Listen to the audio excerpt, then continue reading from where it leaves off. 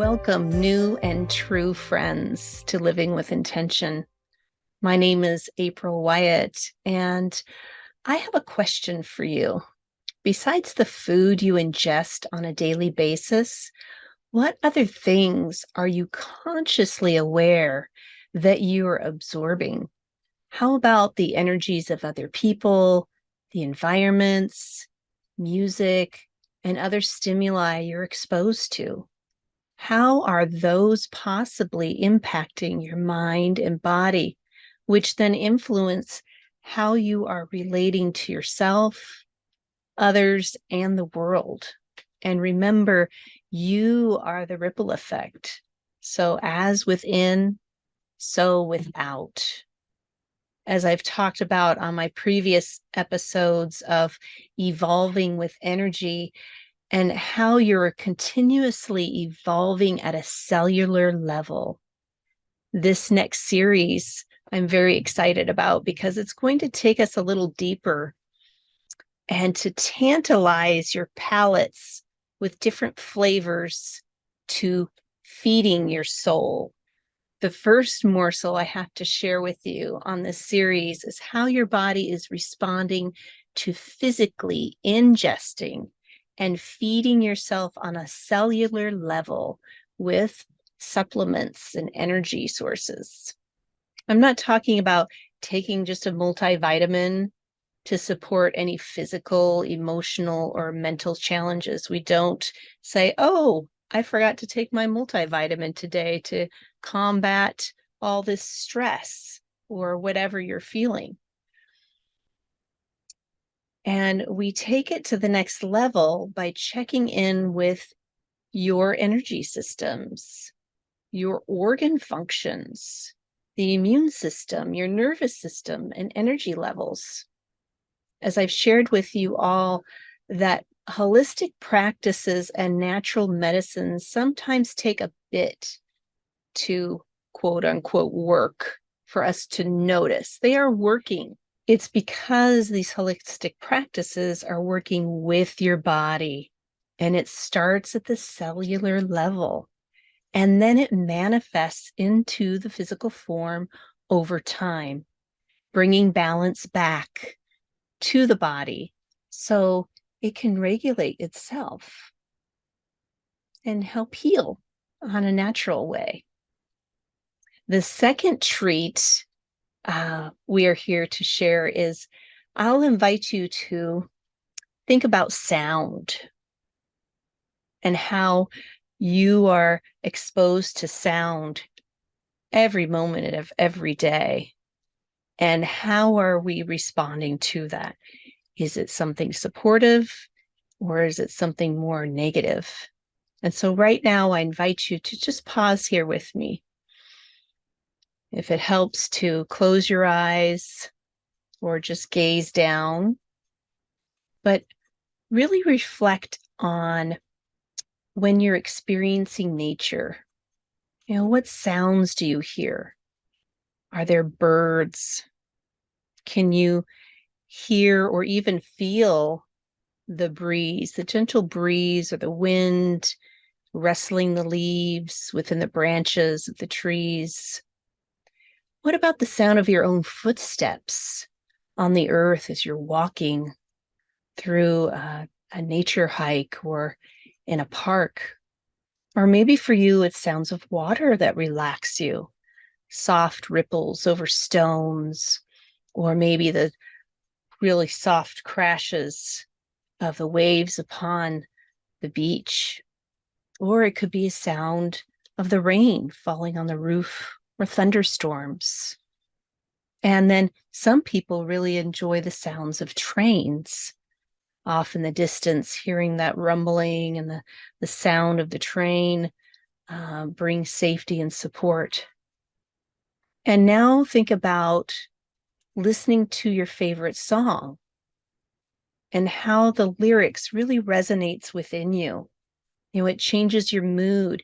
It comes, either it's on your playlist. I don't even know how many people listen to the radio anymore. But if it shows up on the radio or it comes up on your playlist, And it's like, oh yeah, and you start singing along. It literally changes your mood. It opens you up, and you're most likely going to move your body, right? Responding to that sound. And I want you to think about also sound of before language. Our ancestors, there were sounds from voice, different types of tones, singing, chanting, even clicking noises or mimicking other animals. These sounds are rooted in our DNA, working on a cellular level. And think about that also, maybe certain old songs, or maybe even the sound of a loved one's voice, right? It just really moves us. We can feel that within us. So that I want you to also think about, with the sound, how it resonates in our bodies and how we respond to that, and how we're feeding on a cellular level with different frequencies and sounds. And then it just pops into my head, when you think of certain commercial jingles or songs that get stuck in your head, right? We're very open and aware of sound. And at a very young age, even in the womb, babies respond to sound. I think most of us have witnessed when a baby kicks, still inside the mother, because it feels, it hears, it senses a certain sound, and it'll kick. And I have a perfect example of how babies really resonate with sound. When I was pregnant with my son, time was very precious with my husband because of his work, and he would come home late, and we would lay down to go to sleep. But before we went to sleep, I would put my belly up on his abdominal area, and he would read a book to our unborn son. And we started this when I think our son was like maybe 4 months old. He kept reading and reading and reading, and he would kick, he would respond, right? Hearing daddy's voice. The big thing was when he was born. And of course, he was born, he was crying. They placed him on my chest. His head was facing this way. My husband was sitting on the other side. And he said, "It's okay, buddy. You don't need to cry." And all of a sudden, as soon as my husband said something, our son stopped crying, literally stopped crying. He picked his head up, a newborn baby, picked his head up, turned his head, and looked towards wherever that sound was coming from. Like, wow, I recognize that sound. You're right here with me. Even though he probably couldn't see him very well because their eyes are still developing, he could hear, he witnessed, he recognized my husband's voice. So if that isn't something for you, wow, that was just something I'd never forget. And the last of the series, this is our little cherry on top, that will unpack a little bit more about frequency and feeding your soul, is really observing our thoughts, the energy within the mind that generates our motivation. And some people might be questioning, really, are thoughts really energy? Well, just think of the MRI, and it works with energy as it scans the brain. It captures images when certain thoughts or stimulus are cued, and it maps the activity of the brain, the energy that's happening there. And it shows the origins of the brain where it's lit up to provide insight of how the brain is functioning. That's just how amazing our minds are. And we can imagine anything. We can imagine anything. And thoughts are what guide and tell us what we're doing right or wrong. Unfortunately, we tend to focus on the latter. So, how can you become more aware of what thoughts are feeding your soul and which ones are shutting it down? Because we can't see the physical brain or our thoughts as they're not tangible unless you're a brain surgeon, right? But ourselves with the brain, we can't touch our own brains, right? So, a useful tool is mindfulness to help navigate the array of thoughts. You see, when we're mindful, we can literally feel what thoughts the mind is feeding off of, just how our body is responding. Because when we're stuck in a protective mode, which is fear, anxiety, overwhelm, and your body responds with feelings of heightenedness, right? The tightness, the tension, knot in your stomach, heaviness upon shoulders, or headaches. We tend to feel that we're just struggling, that we're doing life, or that life is doing us. And I want to remind you that the opposite is just as true. When you give yourself permission to be curious, there's a tendency to be less reactionary. As I've shared in past podcasts, turning worry into wonder, you can release the pressure and feel a little bit more relaxed. I'm not saying you're going to see rainbows and unicorns, and things like that. You could, I don't know, but it really relaxes and gives your sense of ease, right? And you can feel a little bit more happier and feel gratitude and tend to feel lighter, open, flexible, and expansive because you're in the receptive mode and learning to live life. So by applying the simple yet powerful mindfulness technique, you can start to witness for yourself how your thoughts are either driving the bus or they're just popping in and offering advice or their opinion. That's basically what your thoughts are. I really want you to focus on that. I do. I want you to think about that. Are these just advice or opinion? Where are you feeding your soul from with these thoughts?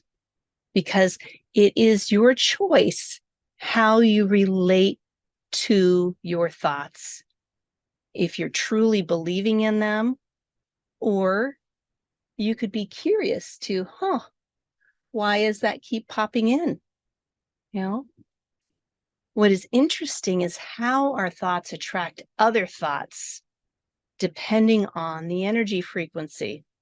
They literally feed off of each other, validating and justifying why you're feeling the way you do. Something happens, you're driving, somebody cuts you off, the license plate is from a certain state, and you're like, those jerks from that state, they all drive crazy and all these things. Or maybe their physicality, maybe their genetic makeup, whatever that is that you have ingrained in your mind about these other people, and they're feeding off of each other, just justifying why you can be so angry at this person.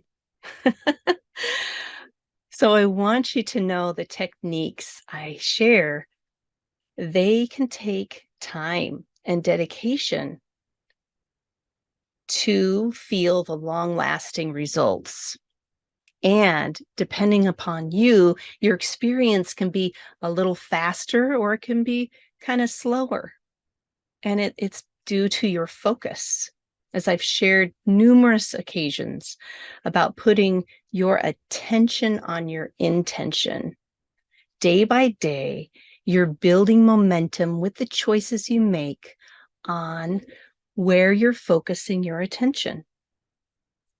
And you can kind of regulate this by asking yourself a simple question daily of right before you get out of bed, the alarm goes off. Instead of thinking about all the things you didn't do yesterday, or I have to do today, or you're dreading about what have you, pause and just ask yourself, how do I want to feel today? How am I showing up for myself? Where do I want to be in a month? Like physically or emotionally or mentally? Where do I want to be in a month, in 6 months, in a year? How do I want to feel and live 10 years from now? Because with those thoughts, it's just a drop in the bucket. And it's also about what you're deciding to put on your quote unquote plate. Okay. So through Feeding Your Soul series, I'm going to bring you a buffet, a variety of ways you can take in um, things such as supportive supplements, frequencies, energies to promote your well-being, bringing awareness to other ways you can feed your soul in easy and digestible snack packs, if you will, to help balance your mood, energy, and mental capacity. Really, you're feeding yourself on a cellular level, working from the inside out. So please join me to continue to learn more about you and expand in your wellness. I'll see you there.